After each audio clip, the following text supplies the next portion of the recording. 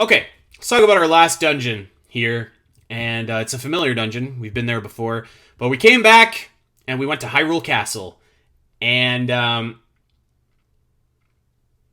like Hyrule Castle. Like it's an incredible vibe. It's an incredible atmosphere. It's the only challenge here is that you've literally explored all of it before, Yes. um, which by definition makes it like we've kind of been talking about our three. What's it more like? This is obviously 100% like Hyrule Castle from Breath of the Wild because it is Yes. Hyrule Castle from Breath of the Wild. So hmm yeah, I would say this. I think that the music was amazing, even better The than in music Breath of the was. Wild.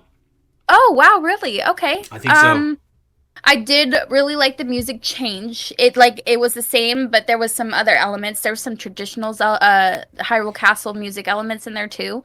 Right. So it was great.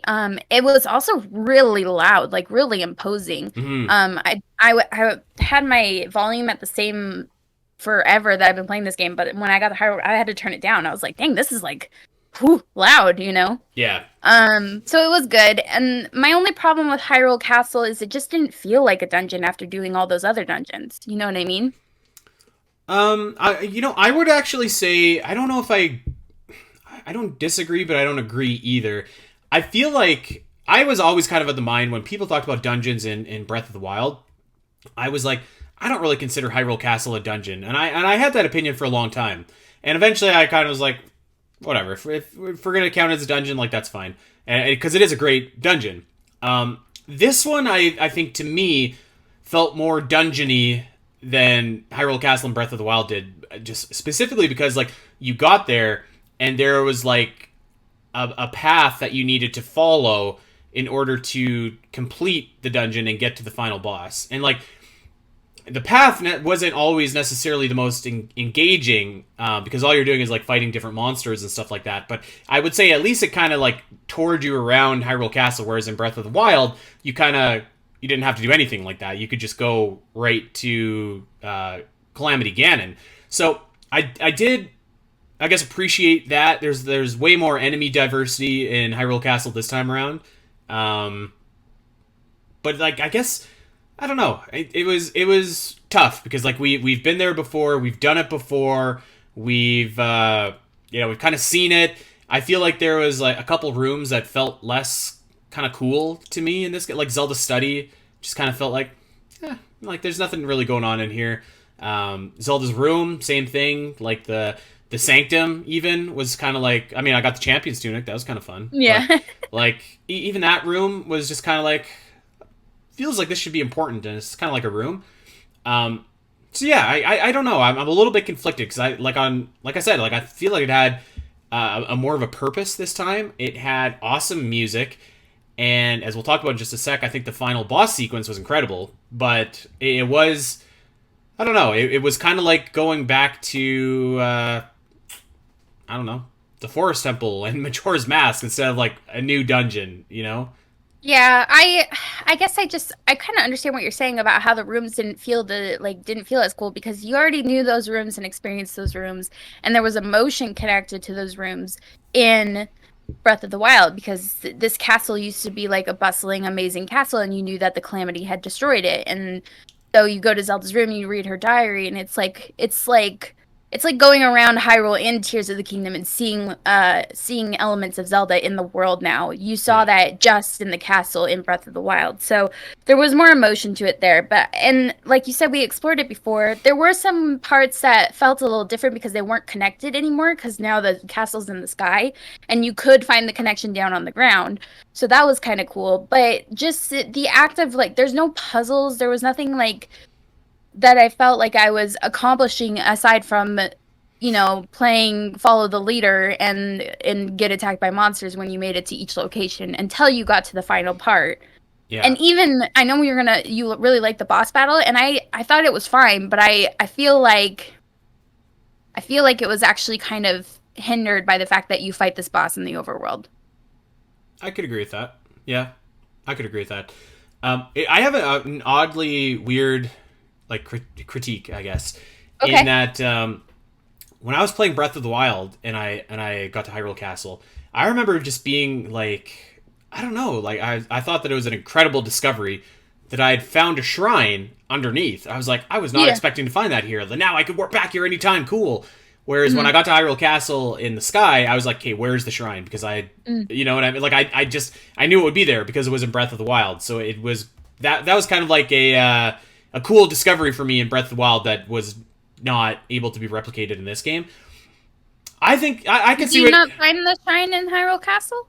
Oh, no, I found it. I found it, Oh, but okay. it's just that I knew that it was going to be there, right? Like, Yeah. whereas in Breath of the Wild, it just felt like a really cool discovery that I wasn't expecting. Whereas the Right, especially first, because it was like yeah, underground in the docks. Yeah. and the first thing I did when I got to Hyrule Castle was like, "Where's the shrine?" Because I don't want to have to, Makes sense. yeah. Okay, I get what you're saying.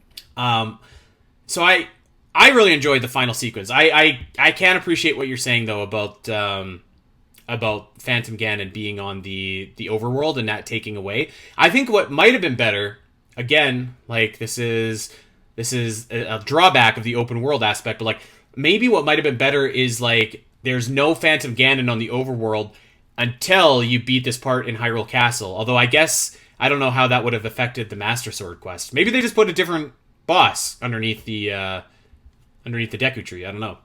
Yeah, I feel like there's a couple different ways you could have done this. Like, yeah, you wouldn't fight, so you wouldn't fight the Gloom Hands and Phantom Ganon, or Yeah. maybe the Gloom Hands wouldn't spawn Phantom Ganon until after you defeated him in Hyrule Castle. Yeah, maybe. Uh, But that being there is said, some. Oh yeah, go I ahead. thought this was awesome. It I was a thought cool fight, it was a though. cool fight. Like it was, Yeah. as you're probably surmising, my taste in boss battles. I love chaos. I love running around. I love like all this like. I felt like I was in like a battle. I felt like I was in like the Battle of Helm's Deep or something like that. There was like enemies everywhere, like powerful Yeah. enemies too. Like the gloom was getting all over me. My hearts were kind of going down. I was never in danger of losing, but it felt like I was almost because like there's like so much cool stuff going on. Got some great weapons out of it, and the Yes. cutscene after was awesome. Awesome. Great. Yeah, that's definitely a story one that we can't spoil yet. So Yeah. that was a cool cutscene, and there was a cool cutscene leading up to it though. And I don't know, should we wait until like story spoiler to discuss who we thought that? Let's wait, but I Okay. will say this. I was once again I had when Breath of the Wild came out, I had all these cool theories in my head and I was like, wow, what's this Calamity Ganon gonna end up being? And like what's the secret behind it? And I had the same thing with this like Phantom Zelda, and I was like, who's it gonna end up being? And in both cases it was like the easiest, laziest kind of answer. And I Yeah, was just kinda exactly. like, oh, okay, whatever. I had two theories and they were both out there, but I would have loved if one of them, I would have popped off if one of them happened. And we'll talk about that later another day. But Yeah. yeah, it was kind of like, oh, okay, it's just more. Yeah. And again, if you hadn't faced Phantom Ganon in the overworld, it probably would have had a much bigger impact than it did. Yeah. So Like the reveal. The fight was cool. The reveal was meh. yeah, grading this is hard because there's a lot of like really good stuff about it, and like I feel like here's the thing, like if you've never played Breath of the Wild, this is probably like an A+ dungeon. Okay. At least an A, right? Like I think if you have not played Breath of the Wild and you played this and like this was your first time in Hyrule Castle, this is like an incredible experience because like the music, the room Okay. layout, like. But how many of us playing this game did not play Breath of the Wild? You Yeah. know? True. Which is actually like really fun because it's a really engaging conversation that we'll have it another day. But like about what this game, Tears of the Kingdom, does to Breath of the Wild's legacy, and Breath of the Wild is like in a placement of like our favorite Zelda games. I think it's a really interesting conversation because like It is interesting because I know that Breath of the Wild is not nearly as high as it's always been since its release now this year. I feel like it's gonna plummet on my list because Yeah. it feels like, well, I'm just playing like Breath of the Wild Plus now. So like, I don't know. I guess I would say if I were to grade this, a B minus maybe. I don't know, Al. What do you think? I'm gonna say C just because Oh, that's it harsh. just I didn't feel much purpose other than just following around, following the line and fighting enemies that I've already faced in the overworld. Well, I mean, I can't say you're wrong, like because factually that's exactly what you do, and I don't know, it's tough. I can't give it that low because I think that there is a lot of cool stuff going on there, but like it's There's a lot of cool stuff going on in Hyrule Castle for exploring. I went to explore it afterwards, and I found a bunch of cool stuff, a bunch of cool weapons. But it's just like how I did it in Breath of the Wild. So it's not much. It wasn't new and different for me. And I just, as a dungeon, I don't think it did what I wanted as a dungeon. It's good, and it's a good exploration piece, but it didn't do what I wanted as a dungeon. Right.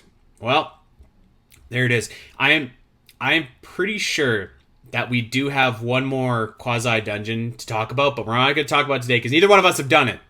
Yeah. But when we do, maybe we'll wrap that into the spoiler cast, which at this point is going to be like, I thought we could do one episode. It's going to be several episodes. I think at least two. Yeah. So we'll see. But yeah, that's our opinion on the dungeons of Tears of the Kingdom. A lot of them are really strong. Some of them are a little bit lacking, and some of them are hampered down by things that are not necessarily the fault of the dungeon themselves. Right. But really the way that the game is laid out. So so there you go. Let us know what you think of these dungeons in Tears of the Kingdom. We would love to know. You can check us out over on Discord. Join the Zelda Dungeons Discord. We're very active over there. And you can let us know over on Twitter as well. Hey everyone! If you enjoyed this clip and want to see more of the Zelda Cast, make sure to head over to your favorite podcast platform of choice and subscribe.